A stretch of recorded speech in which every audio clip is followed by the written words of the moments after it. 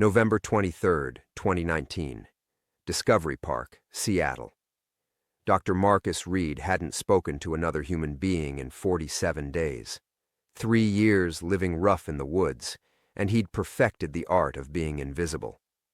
That morning, he found the deer, razor wire wrapped around its hind legs like steel snakes, blood matting its fur, eyes wide with the kind of terror Marcus recognized in his own mirror. He should have walked away, should have let nature take its course like he'd been doing with his own life. Instead, he pulled out his rusted wire cutters. What Marcus didn't know was that 3 men in black SUVs had been waiting for this moment. The deer wasn't trapped by accident, it was bait.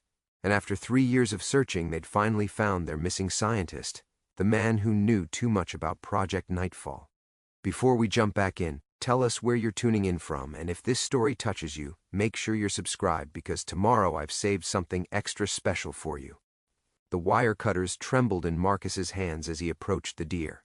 Its breathing came in sharp panic bursts that fogged the November air. 3 years of living off scraps and sleeping under tarps had left him weak, but muscle memory from decades of wildlife fieldwork steadied his movements. "Easy, girl," he whispered, his voice cracking from disuse. The deer's eyes locked onto his wild, desperate, but somehow familiar. Marcus had seen thousands of deer during his career, but something about this one made his chest tighten with recognition he couldn't place. He knelt beside the animal, noting the professional grade of the razor wire. This wasn't random. Someone had set this trap with surgical precision, weaving the steel through the underbrush in a pattern that would catch anything following the deer trail to the water, the kind of trap that required knowledge of animal behavior, the kind Marcus used to have. As he positioned the cutters around the first strand of wire, a branch snapped in the forest behind him. Marcus froze. In 3 years of hiding in Discovery Park's dense woods, he'd learned to distinguish every sound, the difference between a raccoon's shuffle and a park ranger's boot, between wind through Douglas fir and the whisper of a radio antenna. This was something else entirely. Heavy footsteps, multiple sets, moving with tactical precision through terrain they knew well. Marcus's hands moved faster on the wire. The deer whimpered as blood seeped from the cuts on its legs, but it held perfectly still, as if it understood they were both in danger.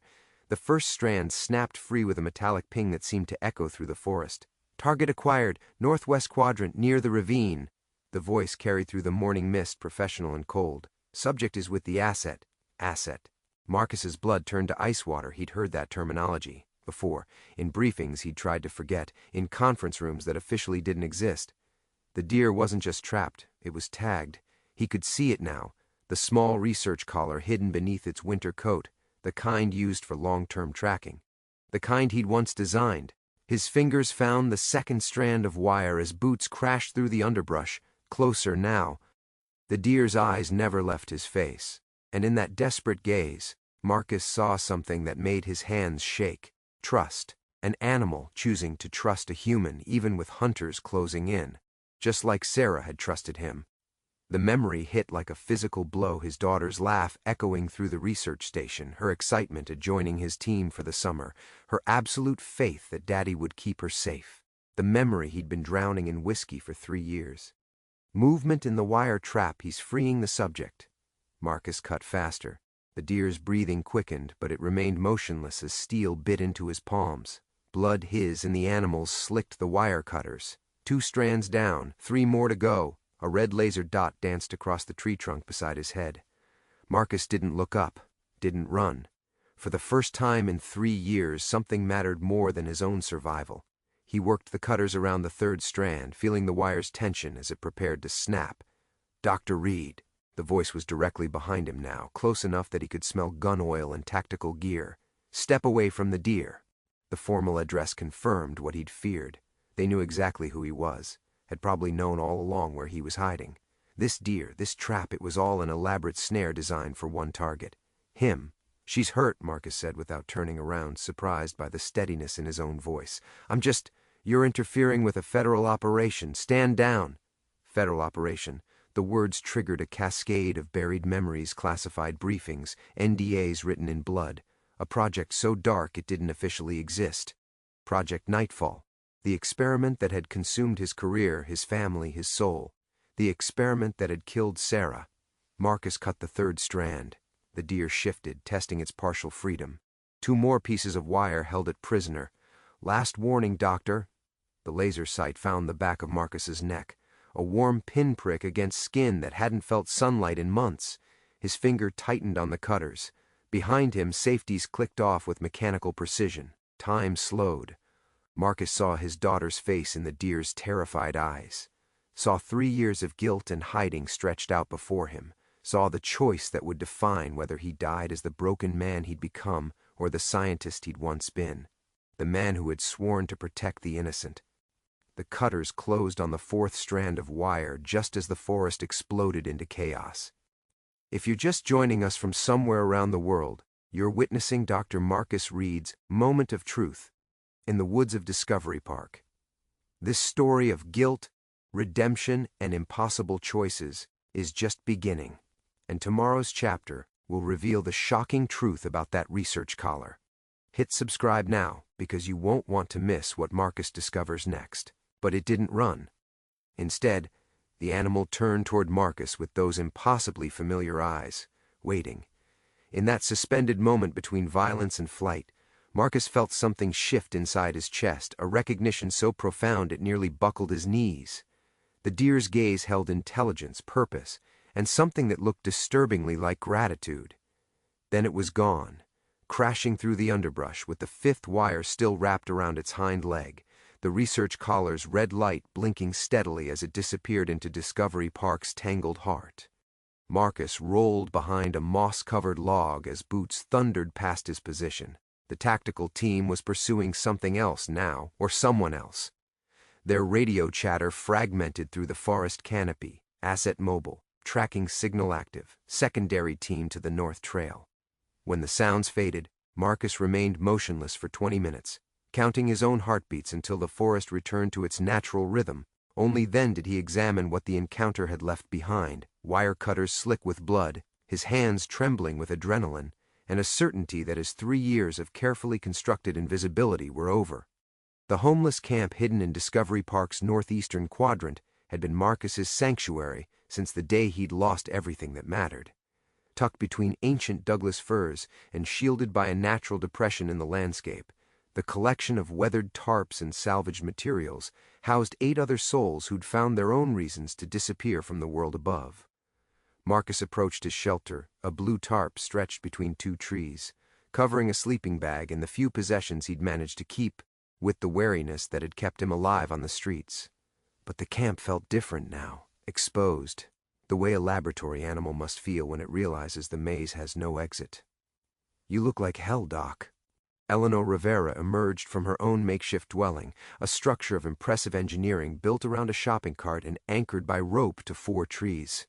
At 62, she'd been living rough longer than anyone in the camp, and her dark eyes missed nothing. The intricate tattoos covering her arms told stories of a life before military service, Marcus had guessed, though she'd never confirmed it. "Someone was asking about you yesterday," she continued, settling onto a log they used as a communal bench. "Clean-cut type. Said he was from social services, but his boots were too expensive." Marcus felt the wire cutters grow heavy in his jacket pocket. "What did you tell him?" "That I'd never seen anyone matching your description." Eleanor's smile held no humor. "Same thing I tell anyone who comes looking for any of us, but he wasn't buying it. Kept staring at the tree line like he was cataloging escape routes." The camp's other residents went about their morning routines with the practiced invisibility of people accustomed to being overlooked. Tommy, barely 19 and still carrying the soft features of someone too young for this life, tended a small camp stove with the reverence of a priest at an altar. Rose, whose mental illness spoke to her in voices only she could hear, sorted through a collection of bottle caps with methodical precision. These people had become Marcus's family in the way that shared trauma creates unbreakable bonds. They asked no questions about his past, and he returned the favor. But watching them now vulnerable, unprotected, existing in the margins of a society that had forgotten them, Marcus felt the weight of what his presence might cost them. His daughter Sarah would have been 25 now. She'd had Eleanor's sharp intelligence, Tommy's gentle nature, Rose's fierce independence despite her struggles. In the 3 years since her death, Marcus had learned to survive by numbing every emotion that reminded him he'd once been a father, a husband, a man who believed his work could make the world better. The deer's eyes had shattered that numbness completely. Marcus retrieved the worn photograph he kept wrapped in plastic at the bottom of his sleeping bag. Sarah, at 22, wearing the field gear he'd bought her for the summer research position, her smile radiant with the excitement of working alongside her father, of proving herself worthy of the Reed family legacy in wildlife biology. She'd trusted him completely, had followed every safety protocol he'd taught her, worn every piece of protective equipment he'd specified, stayed within the boundaries he'd established. And still, somehow, the experiment had killed her. Project Nightfall. Even thinking the name made Marcus's hands shake.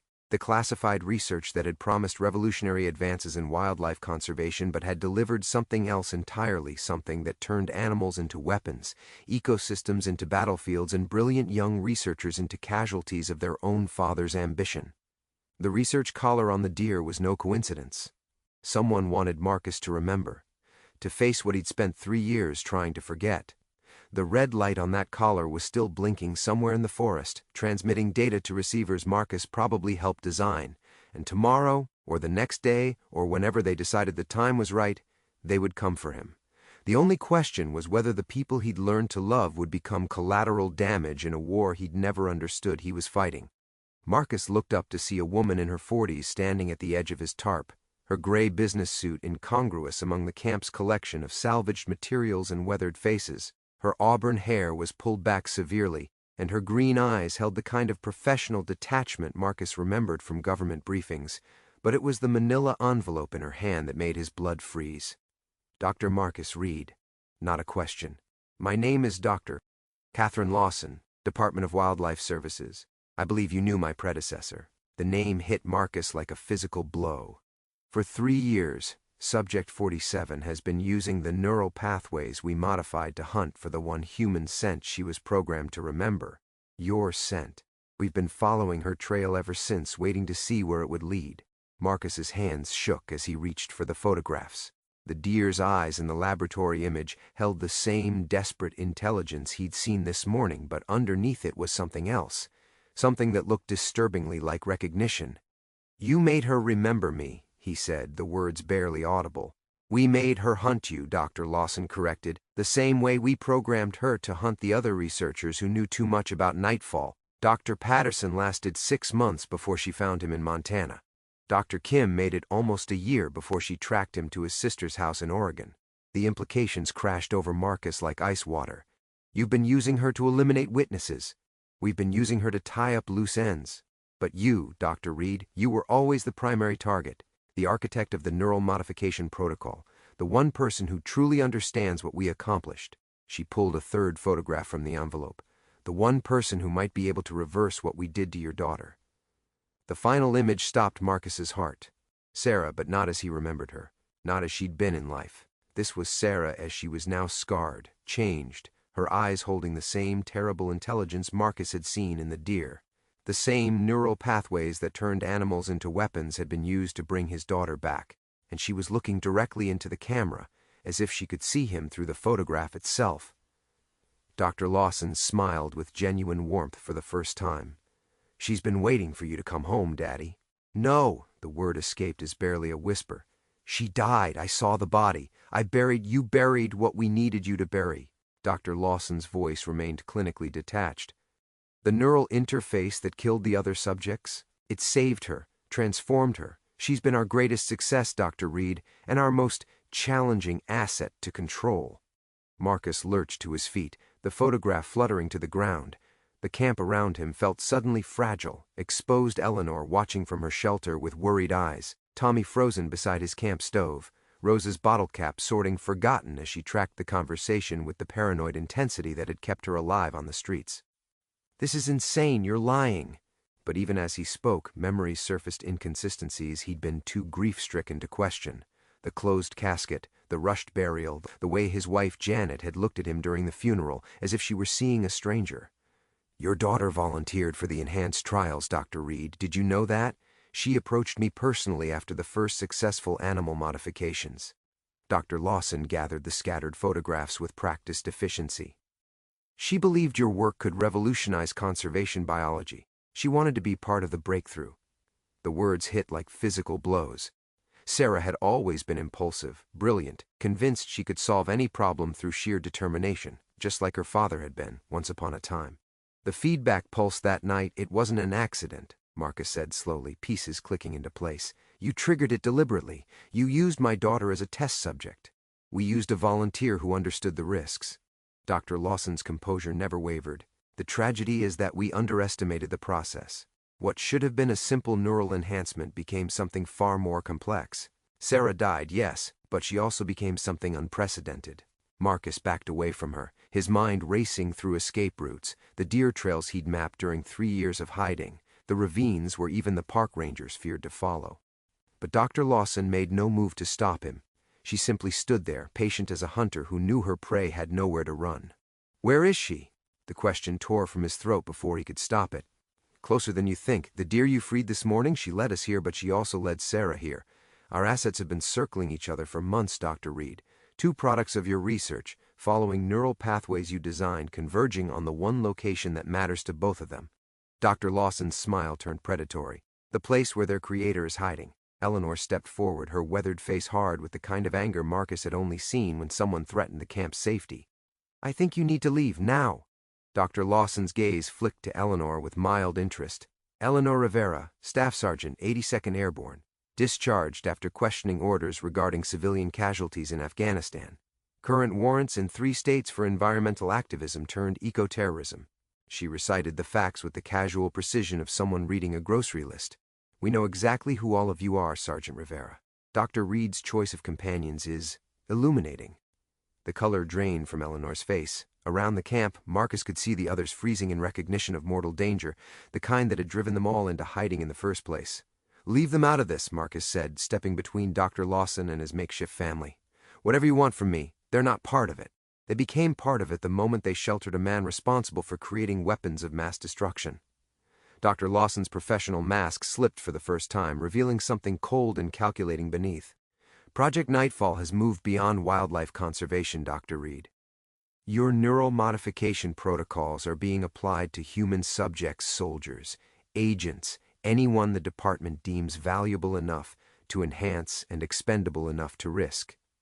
The implications crashed over Marcus like an avalanche. His research, his daughter's sacrifice, perverted into something monstrous. Sarah knows what you've done, Dr. Lawson continued. She's been tracking your modifications in the field, documenting every application, every subject. She remembers everything, Dr. Reed, including who gave the initial authorization for her own enhancement. Marcus felt the walls of his carefully constructed exile crumbling. 3 years of hiding, of pretending he could outrun the consequences of his ambition, evaporating in the face of an impossible truth. His daughter was alive, changed, weaponized, hunting him with the very technology he'd created. And somewhere in Discovery Park's ancient forest, she was waiting for him to come home.